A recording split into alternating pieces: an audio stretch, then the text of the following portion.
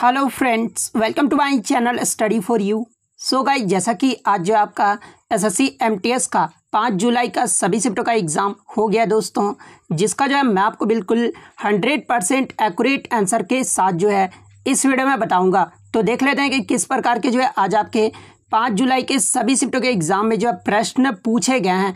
उससे पहले एक बात और दोस्तों, कि जिन्होंने भी अगर चैनल को सब्सक्राइब नहीं किया है तो एसएससी एमटीएस से रिलेटेड पल पल की अपडेट के लिए जो है चैनल को सब्सक्राइब जरूर कर दीजिएगा। और बगल में ही आपको एक बेल आइकन यानी घंटे का निशान भी दिख रहा होगा, तो आप उसे भी जो है जरूर प्रेस कर दीजिएगा। तो चलिए वीडियो को स्टार्ट करते हैं। तो आज का जो आपका पहला क्वेश्चन आया था कि भरतनाट्यम नृत्य ये जो है किस राज्य से संबंधित है। तो देखिए, ये जो आपका भरतनाट्यम नृत्य है ना, ये तमिलनाडु राज्य का जो एक शास्त्रीय नृत्य है। तो तमिलनाडु आपका यहाँ पे करेक्ट आंसर होगा। और मैं आपको बता दूं कि भारत के टोटल 8 शास्त्रीय नृत्य है, जैसे कि कथक, ये जो आपका उत्तर पश्चिम और मध्य भारत का एक शास्त्रीय नृत्य है। कथकली ये जो आपका केरल राज्य का शास्त्रीय नृत्य है। कुचिपुड़ी ये आपका आंध्र प्रदेश का है। ओडिसी आपका उड़ीसा का है। मणिपुरी मणिपुर का है। मोहिनी अट्टम ये जो आपका केरल राज्य का है। सत्रिया नृत्य ये जो आपका असम राज्य का शास्त्रीय नृत्य है। तो ये फैक्ट भी आपको ध्यान में रखना है। नेक्स्ट आपका यहाँ पर आता है कि यामिनी कृष्णा मूर्ति का संबंध ये जो है किस नृत्य से है। तो देखिए, यामिनी कृष्णा मूर्ति का जो संबंध है ना, ये भरतनाट्यम और कुचिपुड़ी नृत्य से है। तो भरतनाट्यम और कुचिपुड़ी आपका करेक्ट आंसर होगा। और आपके ऑप्शन भी जो थे वो आपके पेयर में दिए हुए थे। नेक्स्ट आपका यहाँ पर आया था कि इनमें से कौन सा व्यक्ति जो है तबला वाद्य यंत्र से संबंधित नहीं है। तो देखिए, मैं आपको बता दूं कि डॉक्टर जाकिर हुसैन, अल्लाह रखा खां, साबिर खां, पंडित किशन महाराज, पंडित ज्ञान प्रकाश घोष, इनका जो संबंध है ना, ये तबला वाद्य यंत्र से है। लेकिन यहाँ पर ऑप्शन में आपका पंडित शिव कुमार शर्मा दिया हुआ था। तो देखिए, पंडित शिव कुमार शर्मा का जो संबंध है ना, ये संतूर वाद्य यंत्र से है। तो पंडित शिव कुमार शर्मा आपका करेक्ट आंसर होगा। नेक्स्ट क्वेश्चन आपका यहाँ पर आया था कि वैदिक काल में राजा अपनी प्रजा से जो है कितना कर या फिर टैक्स जो है वो वसूलता था। जहाँ पे ऑप्शन में आपका 1/5, 1/6 और 1/3 दिया हुआ था। तो देखिए, वैदिक काल में राजा अपनी प्रजा से जो है 1/6 कृषि उपज या मवेशी जो है वो शामिल होते थे। तो 1/6 आपका यहाँ पे करेक्ट आंसर होगा। आगे के शिफ्ट में अगर आपसे पूछा जाए कि वैदिक साहित्य के अनुसार प्रजा द्वारा राजा को दिए जाने वाला कर को क्या कहा जाता था, तो देखिए, इस कर को जो है बलि कहा जाता था। तो ये फैक्ट भी आपको ध्यान में रखना है। नेक्स्ट आपका यहाँ पर आया था कि दांडी यात्रा में महात्मा गांधी का सहयोग ये जो है किसने किया था। तो देखिए, इसके ऑप्शन मुझे मिले नहीं थे, लेकिन मैं आपको बता दूं कि गांधी जी के साथ सरोजनी नायडू ने भी जो है नमक सत्याग्रह का नेतृत्व किया था। तो सरोजनी नायडू अगर ऑप्शन में होगा तो आपका करेक्ट आंसर होगा। नेक्स्ट क्वेश्चन आपका यहाँ पर आया था कि आईपीएल 2021 तक एक पारी में सर्वाधिक रन स्कोर बनाने का जो रिकॉर्ड है ना, ये किस टीम के नाम है। तो देखिए, मैं आपको बता दूं कि 23 अप्रैल 2013 को रॉयल चैलेंजर्स बेंगलुरु ने जो है 263 रन पुणे वॉरियर्स के खिलाफ बनाया था। और आईपीएल 2021 तक एक पारी में सर्वाधिक रन स्कोर बनाने का जो रिकॉर्ड है, ये रॉयल चैलेंजर्स बेंगलुरु के नाम है। तो आरसीबी आपका यहाँ पे करेक्ट आंसर होगा। और इन्होंने किस टीम के खिलाफ मारा था, तो ये पुणे वॉरियर्स के खिलाफ मारे थे। और कितने रन, तो 263 रन मारे थे। नेक्स्ट आपका यहाँ पर आया था कि बराक ओबामा की ऑटोबायोग्राफी पूछी गई थी। तो देखिए, बराक ओबामा की जो आत्मकथा है ना, ये प्रॉमिस्ड लैंड है। तो ये प्रॉमिस्ड लैंड आपका करेक्ट आंसर होगा।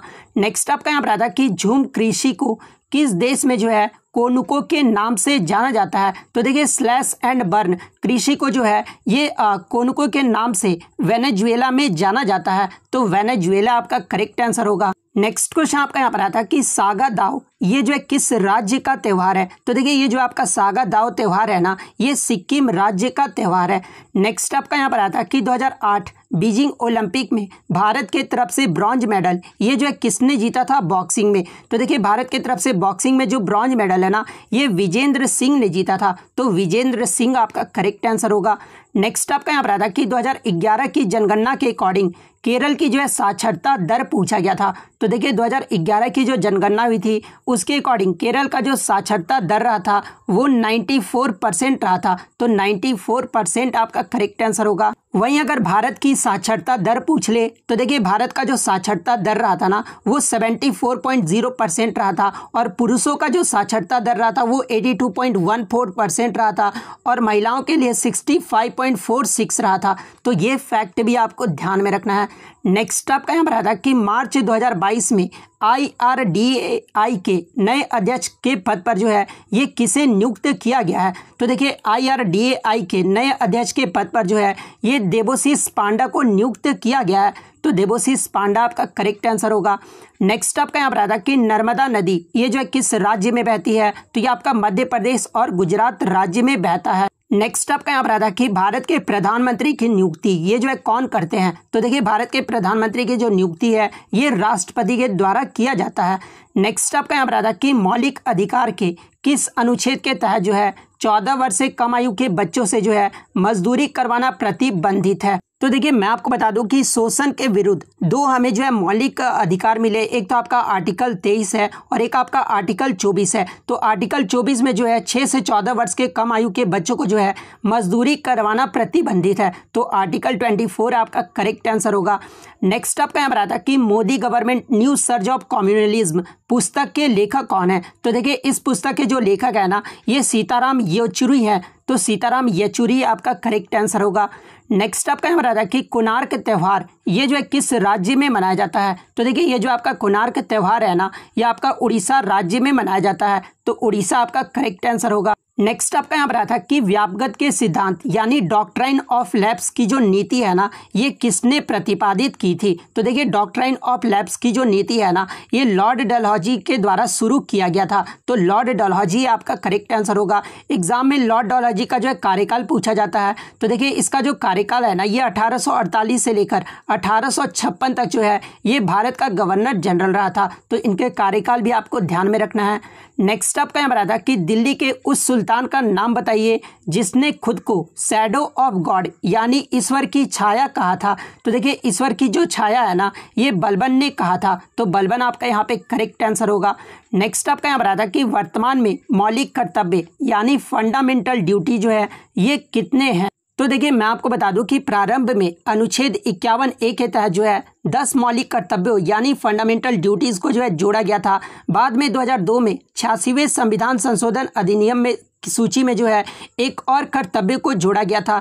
इस प्रकार भारतीय संविधान में कुल जो है 11 मौलिक कर्तव्य हैं। तो 11 आपका यहाँ पे करेक्ट आंसर होगा। नेक्स्ट क्वेश्चन कि भारत का स्वर कोकिला ये जो है किसे कहा जाता है। तो देखिए भारत का स्वर कोकिला जो है ये लता मंगेशकर को कहा जाता है। तो लता मंगेशकर आपका करेक्ट आंसर होगा।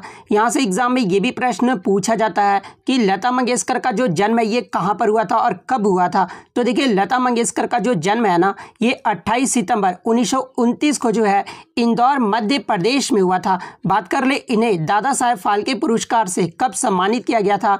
तो देखिए लता मंगेशकर को 1989 में जो है दादा साहेब फाल्के पुरस्कार से सम्मानित किया गया था। और भारत के सर्वोच्च नागरिक सम्मान यानी भारत रत्न से कब सम्मानित किया गया था। तो इन्हें 2001 में सम्मानित किया गया था। तो ये फैक्ट भी आपको ध्यान में रखना है। नेक्स्ट क्वेश्चन आपका यहाँ पर आया था कि where did Gautam Buddha preach his first sermon यानी गौतम बुद्ध ने अपना प्रथम उपदेश जो है ये कहाँ पर दिया था। तो देखिए गौतम बुद्ध के द्वारा प्रथम जो उपदेश है ना ये सारनाथ में दिया गया था। तो सारनाथ आपका यहाँ पे करेक्ट आंसर होगा। इसके अलावा गौतम बुद्ध से ये भी प्रश्न पूछा जाता है कि गौतम बुद्ध ने जो प्रथम उपदेश दिया था इस देने की घटना को जो है क्या कहा गया है। तो देखिए प्रथम उपदेश देने की घटना को जो है ये धर्म चक्र परिवर्तन कहा गया है। वहीं बुद्ध के गृह त्याग की घटना क्या कहलाती है। तो ये महाभिनिष्क्रमण कहलाता है। और देखिए गौतम बुद्ध को जो है लाइट ऑफ एशिया के नाम से भी जाना जाता है। बात कर ले गौतम बुद्ध का जन्म ये जो है कहाँ पर हुआ था। तो ये लुम्बिनी नामक स्थान पर हुआ था।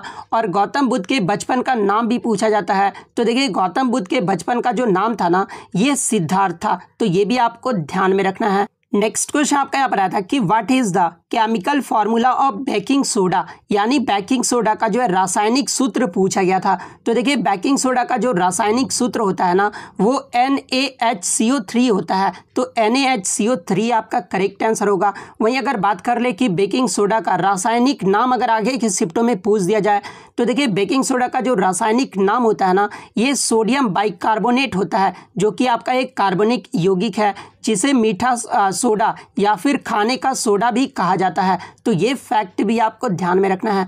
नेक्स्ट आपका यहाँ पर था कि 2018 का हॉकी विश्व कप ये जो है किसने जीता था। तो देखिए मैं आपको बता दूं कि 2018 का जो हॉकी विश्व कप का जो फाइनल मैच है ना, ये बेल्जियम और नीदरलैंड के मध्य हुआ था, जो कि आपका 0-0 से ड्रॉ होने के बाद जो है पेनल्टी शूट आउट हुआ था, जिसमें नीदरलैंड को जो है बेल्जियम ने 3-2 से हराकर जो है पहली बार इसका जो है विजेता रहा था। तो बेल्जियम आपका यहाँ पे करेक्ट आंसर होगा। वहीं आगे के शिफ्ट में आपसे पूछ ले कि 2018 का हॉकी विश्व कप का उप विजेता कौन सा देश रहा था, तो ये आपका नीदरलैंड रहा था। बात कर ले 2018 का हॉकी विश्व कप, इसका आयोजन कहाँ किया गया था, तो देखिए 2018 का जो 14वां संस्करण हुआ था ना, ये आपका कलिंगा स्टेडियम भुवनेश्वर उड़ीसा में संपन्न हुआ था। तो ये फैक्ट भी आपको ध्यान में रखना है।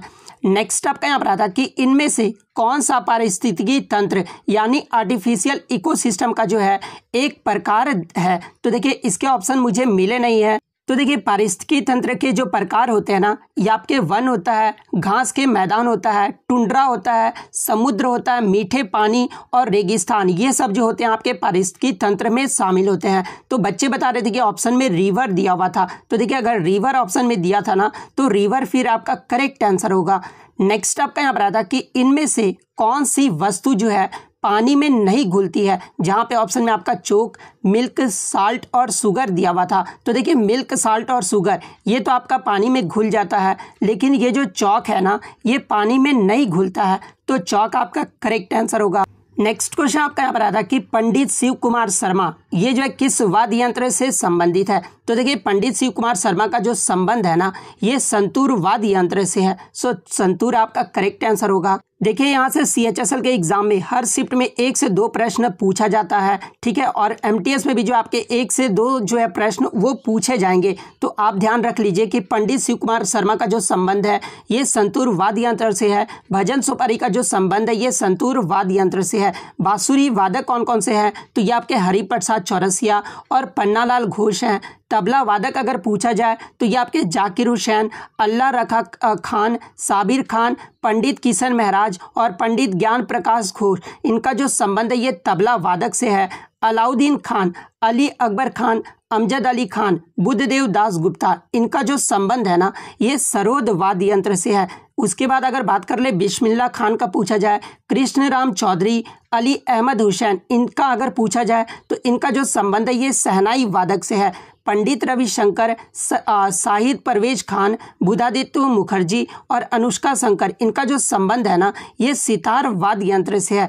उसके बाद बात कर ले शकूर खान, पंडित राम नारायण, रमेश मिश्रा और सुल्तान खान, इनका जो संबंध है ना ये सारंगी वाद्य यंत्र से है। तो ये फैक्ट भी आपको ध्यान में रखना है। नेक्स्ट क्वेश्चन आपका यहाँ पर आता है कि 2011 की जनगणना के अकॉर्डिंग पुरुष और महिलाओं का जो है लिंगानुपात पूछा गया था। तो देखिए 2011 की जो जनगणना हुई थी ना, उसमें जो पुरुष और महिलाओं का लिंगानुपात रहा था 1000 पुरुषों पर जो है सिर्फ 943 महिलाएं थी। तो 1000/943 आपका यहाँ पे करेक्ट आंसर होगा। वहीं 2011 की जनगणना की बात कर ले तो 1000 पुरुषों की तुलना में जो है 933 महिलाएं थी। तो ये फैक्ट भी आपको ध्यान में रखना है। नेक्स्ट आपका यहाँ पर आता कि दीनदयाल अंत्योदय योजना ये जो है किसके लिए चलाई गई थी, जहाँ पे 2 ऑप्शन मुझे मिले हैं। एक आपका ऑप्शन में था अर्थव्यवस्था के लिए, सेकंड आपका गरीबों के लिए दिया हुआ था।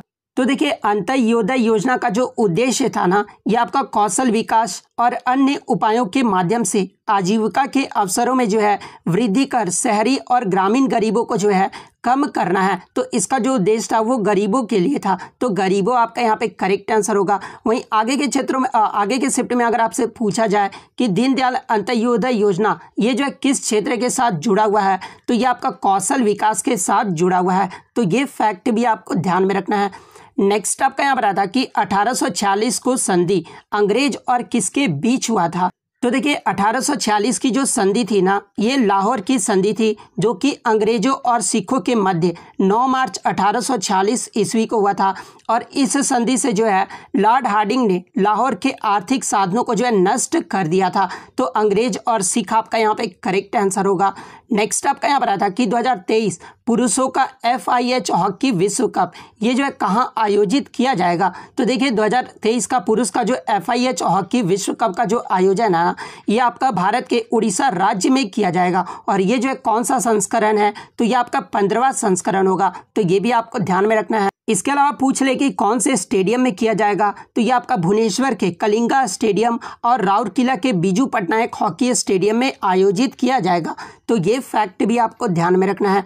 नेक्स्ट आपका यहाँ पर आया था कि आरबीआई का वित्तीय वर्ष ये जो है कब से शुरू होता है। तो देखिए आरबीआई यानी रिजर्व बैंक ऑफ इंडिया का जो वित्तीय वर्ष है ना, ये आपका 1 जुलाई से अगले साल 30 जून तक जो है इसका शुरू होता है। तो 1 जुलाई आपका यहाँ पे करेक्ट आंसर होगा। जबकि केंद्र सरकार का जो वित्त वर्ष है ना, ये आपका 1 अप्रैल से अगले साल 31 मार्च तक का होता है। तो ये फैक्ट भी आपको ध्यान में रखना है। नेक्स्ट आपका यहाँ पर आता कि ओडिसी नृत्य ये जो है किस राज्य में प्रचलित है। तो देखिए ये जो आपका ओडिसी नृत्य है ना, ये आपका उड़ीसा राज्य में प्रचलित है। नेक्स्ट आपका यहाँ पर आता कि on which hills in Jagannath temple situated, या फिर ऑन विच सी पूछा गया था। तो देखिए मैं आपको बता दूं कि जगन्नाथ मंदिर ये जो है किस पहाड़ी पर स्थित है, तो ये आपका बंजारा हिल्स पर स्थित है। इसके अलावा अगर सी पूछा गया होगा ना, तो सी में आपका बे ऑफ बंगाल पर स्थित है। तो बे ऑफ बंगाल फिर आपका करेक्ट आंसर होगा। नेक्स्ट आपका यहाँ पर आता कि थार रेगिस्तान में बहने वाली भारत की सबसे बड़ी नदी कौन सी है। तो देखिए थार रेगिस्तान में बहने वाली जो सबसे बड़ी नदी है ना, ये आपका लूनी नदी है। तो लूनी नदी आपका करेक्ट आंसर होगा। नेक्स्ट क्वेश्चन आपका यहाँ पर आता कि who adopted the policy of blood and iron, यानी रक्त और लौह की नीति ये जो है किसने अपनाई थी। तो देखिए रक्त और लौह की जो नीति है ना, ये गयासुद्दीन बलबन के द्वारा अपनाया गया था। तो गयासुद्दीन बलबन आपका करेक्ट आंसर होगा। और ये जो गयासुद्दीन बलबन था ना, ये मामलुक डायनेस्टी का 9वां शासक था। तो ये भी आपको ध्यान में रखना है। और मामलुक डायनेस्टी को जो है स्लेव डायनेस्टी के नाम से भी जाना जाता है। तो ये फैक्ट भी आपको ध्यान में रखना है। नेक्स्ट आपका यहाँ पर आया था कि who is the present census commissioner of India, यानी भारत के वर्तमान जनगणना आयुक्त कौन है। तो ये विवेक जोशी हैं। तो विवेक जोशी आपका करेक्ट आंसर होगा। नेक्स्ट आपका यहाँ पर आया था कि बथुकम्बा महोत्सव ये जो है भारत के किस राज्य में मनाया जाता है। तो देखिए ये जो आपका बथुकम्बा महोत्सव है ना, ये तेलंगाना राज्य में मनाया जाता है। तो तेलंगाना आपका करेक्ट आंसर होगा। नेक्स्ट आप क्वेश्चन आया था कि हु रोट द नॉवल गोरा, यानी गोरा नामक उपन्यास जो है ये किसने लिखा था। तो देखिए ये जो आपका गोरा नामक उपन्यास है ना, ये रविन्द्रनाथ टैगोर के द्वारा लिखा गया था। तो रविन्द्रनाथ टैगोर आपका करेक्ट आंसर होगा। रविन्द्रनाथ टैगोर के द्वारा अन्य उपन्यास भी लिखे गए थे, जैसे कि 2 बहनें, राजश्री और आंख की किरकिरी या फिर चोखेर बाली। ये सब जो उपन्यास है ना, ये रविन्द्रनाथ टैगोर के द्वारा लिखा गया था। तो ये फैक्ट भी आपको ध्यान में रखना है। नेक्स्ट आपका यहाँ पर आता कि स्वराज मेरा जन्मसिद्ध अधिकार है और मैं इसे लेकर रहूंगा, यह जो नारा ये किसने दिया था। तो देखिए ये जो नारा है ना, ये बाल गंगाधर तिलक के द्वारा दिया गया था। तो बाल गंगाधर तिलक आपका करेक्ट आंसर होगा। इसके अलावा आगे के शिफ्ट में अगर आपसे पूछा जाए कि इनकलाब जिंदाबाद या फिर क्रांति अमर रहे, ये जो नारा ये किसके द्वारा दिया गया था। तो ये भगत सिंह के द्वारा दिया गया था। तुम मुझे खून दो मैं तुम्हें आज़ादी दूंगा, ये जो नारा है ना, ये नेताजी सुभाष चंद्र बोस के द्वारा दिया गया था। करो या मरो का जो नारा है, ये महात्मा गांधी के द्वारा दिया गया था। तो ये इंपॉर्टेंट फैक्ट्स भी आपको ध्यान में रखना है। नेक्स्ट क्वेश्चन आपका यहाँ पर आता कि who became the first women vice chancellor of JNU in February 2022, यानी फरवरी 2022 में जो है जेएनयू की पहली महिला कुलपति ये जो है कौन बनी है। तो देखिए फरवरी 2022 में जेएनयू की जो पहली महिला कुलपति है ना, ये शांतिश्री धूलीपुड़ी पंडित बनी है। तो धूलीपुड़ी पंडित आपका करेक्ट आंसर होगा। नेक्स्ट आपका यहाँ पर आता कि गिद्धा ये जो है किस राज्य का नृत्य है। तो देखिए ये जो आपका गिद्धा है ना, ये पंजाब राज्य का नृत्य है। इसके अलावा पंजाब राज्य के अन्य नृत्य के बारे में जान लीजिए, जैसे कि भागर, दफ, घामन और बांड। ये सब जो नृत्य है ना, ये आपके पंजाब राज्य के नृत्य हैं। असम के महत्वपूर्ण नृत्य के बारे में जान लीजिए, जैसे कि बिहू, महारस, कली गोपाल, नट पूजा, बगुरुम्बा, नागा नृत्य। ये जो आपके असम राज्य के नृत्य हैं। उड़ीसा के महत्वपूर्ण नृत्य कौन कौन से हैं। तो घूमर, सावरी, पैनका, मुनिरी, ये सब जो नृत्य हैं ये आपके उड़ीसा के हैं। गंभीर, अलकप नृत्य और कीर्तन नृत्य ये जो आपके पश्चिम बंगाल के महत्वपूर्ण नृत्य हैं। तो ये फैक्ट भी आपको ध्यान में रखना है। नेक्स्ट आपका यहाँ पर आता कि Bundi festival is celebrated in which state, यानी बूंदी त्यौहार जो है ये किस राज्य में मनाया जाता है। तो ये आपका राजस्थान राज्य में मनाया जाता है। और किस महीने में। तो ये आपका नवंबर दिसंबर महीने में मनाया जाता है। एक आपका गणगौर फेस्टिवल भी पूछा जाता है। तो देखिए ये जो आपका गणगौर फेस्टिवल है ना, ये भी आपका राजस्थान राज्य में मनाया जाता है। तो ये भी आपको ध्यान में रखना है। नेक्स्ट आपका यहाँ पर आता कि who won the UEFA champions league 2020 यानी 2020 का जो UEFA चैंपियंस लीग हुआ था, इसके विजेता कौन रहे थे? तो देखिए मैं आपको बता दूं कि 2019-20 का UEFA चैंपियंस जो हुआ था ना फाइनल मैच, ये आपका सेंट जर्मेन और बायर्न म्यूनिच के बीच हुआ था और इसमें जो विजेता रहा था वो आपका FC बायर्न म्यूनिख विजेता रहा था। तो FC बायर्न म्यूनिख आपका यहाँ पे करेक्ट आंसर होगा। वहीं आपका 2020-21 का पूछा गया होगा, तो देखिए मैं आपको बता दूं कि 2020-21 में UEFA चैंपियंस लीग का जो विजेता रहा था ना, ये आपका चेल्सी FC रहा था। तो चेल्सी फिर आपका करेक्ट आंसर होगा, जो कि चेल्सी सेकेंड टाइटल जो है इसका जीता है। वहीं अगर रनर अप्स की बात मैं कर लूँ तो 2020-21 में यूएफए का जो रनर अप्स रहा था ना, ये मैनचेस्टर सिटी रहा था। तो ये भी आपको ध्यान में रखना है।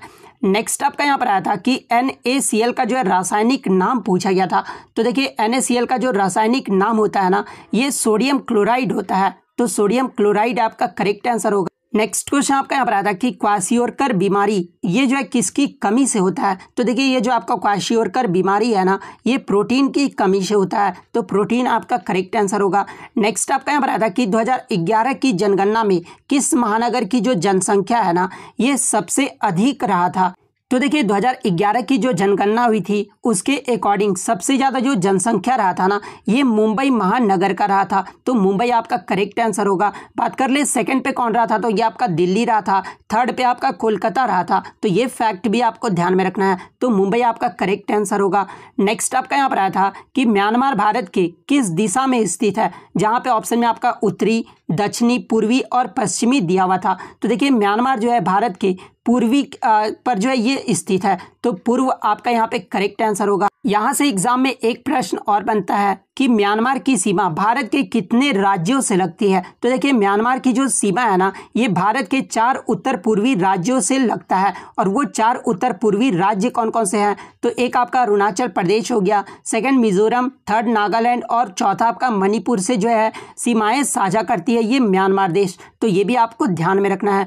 नेक्स्ट आपका यहाँ पर आया था कि कानून के समझ समानता का अधिकार ये जो है किस अनुच्छेद में वर्णित है? तो देखिए सबसे पहले मैं आपको बता दूं कि समानता का अधिकार यानी राइट टू इक्वालिटी जो है ना, ये आपका अनुच्छेद 14 से 18 में वर्णित है। लेकिन यहाँ पर कानून के समझ समानता का जो अधिकार है ना, ये आपका अनुच्छेद 14 में वर्णित है। वहीं अगर अनुच्छेद 15 की मैं बात कर लूँ तो ये आपका धर्म, मूल वंश, जाति, लिंग या जन्म के स्थान के आधार पर भेदभाव का निषेध से वर्णित है। अनुच्छेद 16 के बारे में अगर पूछा जाए तो ये सार्वजनिक रोजगार के मामले में अवसर की समानता प्रदान करता है। अस्पृश्यता का उन्मूलन ये जो आपका अनुच्छेद 17 में वर्णित है। उपाधियों का अंत ये जो आपका अनुच्छेद 18 में है। तो ये फैक्ट भी आपको ध्यान में रखना है।